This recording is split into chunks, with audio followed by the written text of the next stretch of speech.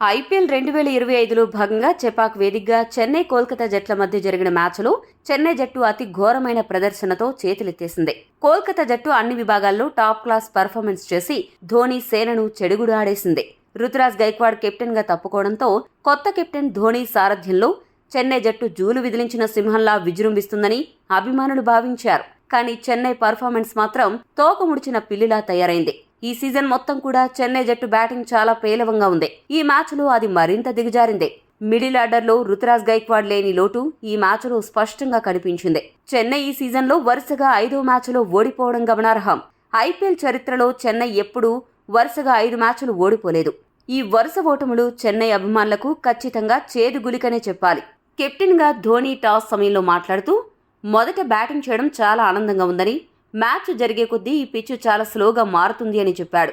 అంతేకాకుండా చెన్నై బ్యాటర్లు నెమ్మదిగా స్థిరంగా బ్యాటింగ్ చేసే అలవాటు ఉన్న నిఖార్సైన బ్యాటర్లు అని, క్రీజ్లో సెట్ అయ్యాక అద్భుతంగా ఆడగలరని కితాబిచ్చాడు. ధోనీ ఆ రేంజ్లో టాస్ సమయంలో చెప్పడంతో చెన్నైపై అంచనాలు ఒక్కసారిగా పెరిగాయి. కానీ అందుకు పూర్తి విరుద్ధంగా ఈ మ్యాచ్లో చెన్నై బ్యాటర్లు అట్టర్ ఫ్లాప్ పర్ఫార్మెన్స్తో సొంత గడ్డపై ఘోర ఓటమిని చవిచూశారు. ఈ మ్యాచ్లో చెన్నై ఓడిపోయినా ధోనీ అవుట్ అయిన విధానం చర్చనీయాంశంగా మారింది. నరేన్ బౌలింగ్లో ధోనీ ఎల్బీడబ్ల్యూ అయ్యాడు. అయితే ఫీల్డ్ ఎంపైర్ డెసిషన్ ని సవాల్ చేస్తూ ధోనీ డీఆర్ఎస్కి వెళ్లాడు. డీఆర్ఎస్ సమయంలో రీప్లేలో స్నీకోమీటర్లో స్పైక్ కనపడింది. దీంతో చాలా మంది ధోనీ నాటౌట్ అని భావించారు. కానీ థర్డ్ ఎంపైర్ మాత్రం టెక్నాలజీకి ప్రాముఖ్యత ఇవ్వకుండా విజువల్ ప్రూఫ్ ఎక్కువ ప్రాముఖ్యత ఇచ్చాడు. స్నీకోమీటర్లో స్పైక్ బయట డిస్టర్బెన్స్ వల్ల వచ్చింది. స్పైక్ వచ్చిన సమయంలోనే బంతికి బ్యాట్కి మధ్య గ్యాప్ ఉందని భావించి థర్డ్ ఎంపైర్ ధోనీని అవుట్గా ప్రకటించాడు. గతంలో కూడా చాలాసార్లు థర్డ్ ఎంపైర్లు ఇలా విజువల్ ప్రూఫ్ ఆధారంగా చేసుకుని ఇలాంటి నిర్ణయాలు తీసుకోవడం జరిగింది. వెస్టిండీస్ ప్లేయర్స్ ఒకవేళ ఆడితే ఎంత భయంకరంగా ఆడతారు అని చెప్పడానికి ఈ రోజు మ్యాచ్లో సునీల్ నరైన్ పర్ఫార్మెన్స్ ఒక ఉదాహరణ. బ్యాటింగ్, బౌలింగ్ రెండిట్లో కూడా నరైన్ కేక పుట్టించే ఆటతో చెన్నైకి పిచ్చెక్కించాడు. మొదట బౌలింగ్తో చెన్నై నడ్డి విరిచిన నరైన్ ఆ తర్వాత టాప్ క్లాస్ హిట్టింగ్తో మ్యాచ్ను వరుసగా ముగించి చెన్నై నెట్ రన్ రేట్ దారుణంగా పడిపోయేలా, కేకేఆర్ నెట్ రన్ రేట్ బాగా పెరిగేలా చేశాడు. ఇక ఈ మ్యాచ్లో చెన్నై జట్టు మరోసారి సొంత గడ్డపై ఓడిపోయి పరువు పోగొట్టుకోవడమే కాదు, నెట్ రన్ రేట్ని దారుణంగా దెబ్బతీసుకుంది. ఈ రోజు చెన్నై జట్టు ఆట చూస్తే వారు టేబుల్లో చివరి స్థానం కోసం పోటీ పడినట్లుగా సాగింది. మరోవైపు ఈ మ్యాచ్లో కోల్కతా జట్టు సంచలన విజయం సాధించి టేబుల్లో 6వ స్థానం నుండి ఏకంగా 3వ స్థానంకి ఎగబాకింది. అదే సమయంలో వారి నెట్ రన్ రేట్ని భారీగా మెరుగుపరుచుకుంది. ప్రస్తుతం కోల్కతా జట్టు సంచలన విజయాలు సాధిస్తూ ప్రత్యర్థులను భయపడుతోంది. చెన్నై మాత్రం ఈ దారుణ ఓటములతో ప్లే ఆఫ్ రేసుని సంక్లిష్టం చేసుకుంది. టాస్ గెలిచిన కోల్కతా జట్టు మొదట బౌలింగ్ చేయాలని నిశ్చయించుకుంది. ఓపెనర్ రాచన్ రవీంద్ర 4 పరుగులు మాత్రమే చేసి హర్షిత్ రాణా బౌలింగ్లో అవుట్ అయ్యాడు. ఐపీఎల్ ముందు వరకు అద్భుత ఫామ్లో ఉన్న రవీంద్ర ఐపీఎల్లో ఎందుకిలా అట్టర్ ఫ్లాప్ అవుతున్నాడో ఎవరికీ అంతుబట్టడం లేదు. ఇక మరో ఓపెనర్ డెవాన్ కాన్వే 12 పరుగులు మాత్రమే చేసి మొయిన్ అలీ బౌలింగ్లో వెనుదిరిగాడు. గతంలో ఎన్నో మ్యాచ్లు గెలిపించిన కాన్వే ఈ సీజన్లో ఇంజన్ లేని కారులా తయారయ్యాడు. ఇక రుతురాజ్ స్థానంలో అవకాశం దక్కించుకున్న రాహుల్ త్రిపాఠి క్రీజులోకి వచ్చినప్పటి నుండి కూడా ఆడలేక తికమకబడుతూ ఎలా ఆడాలో తెలియక ఇబ్బంది పడుతూ 22 బంతుల్లో 16 పరుగులు చేసి సునీల్ నరైన్ బౌలింగ్లో క్లీన్ బౌల్డ్ అయ్యాడు. ఇక 4వ స్థానంలో వచ్చిన విజయ్ శంకర్కు గత మ్యాచ్లో 4 లైఫ్లు వస్తే ఈ మ్యాచ్లో కూడా 2 లైఫ్లు లభించాయి.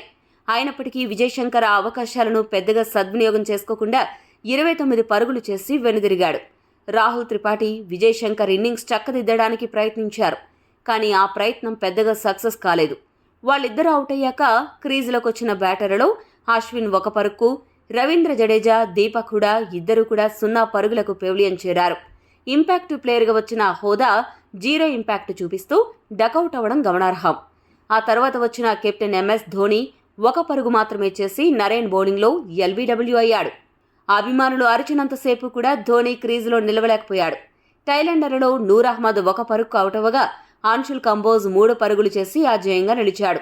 ఒకవైపు వికెట్లు పడుతున్నా middle order batter Shivam Dube చివరి వరకు క్రీజులో ఉండి 29 బంతుల్లో 31 పరుగులు చేసి చెన్నై జట్టు తరపున టాప్ స్కోరర్గా నిలిచాడు. దుబే ఆ మాత్రం ఆడిన కారణంగా చెన్నై జట్టు ఈ మ్యాచ్లో 20 ఓవర్లకు గాను 9 వికెట్లు నష్టపోయి 103 పరుగులు చేయగలిగింది. 100 మార్కులు దాటగలిగింది. ఇక కోల్కతా బౌలర్ల విషయానికొస్తే ఆ జట్టు ఫాస్ట్ బౌలర్లు, స్పిన్నర్లు అందరూ కూడా అద్భుతమైన బౌలింగ్తో చెన్నై జట్టుకి ఏ దశలో కూడా కోలుకునే అవకాశం ఇవ్వకుండా దెబ్బకొట్టారు. ఆ జట్టు ఆల్రౌండర్ సునీల్ నరేన్ ఈ మ్యాచ్లో 4 ఓవర్లు బౌలింగ్ చేసి కేవలం 13 పరుగులు మాత్రమే ఇచ్చి 3 వికెట్లు పడగొట్టాడు. మిగిలిన బౌలర్స్లో వరుణ్ చక్రవర్తి, హర్షిత్ రాణా చెరో 2 వికెట్లు దక్కించుకోగా మొయిన్ అలీ, వైభవ్ అరోరా చెరొక వికెట్ దక్కించుకున్నారు.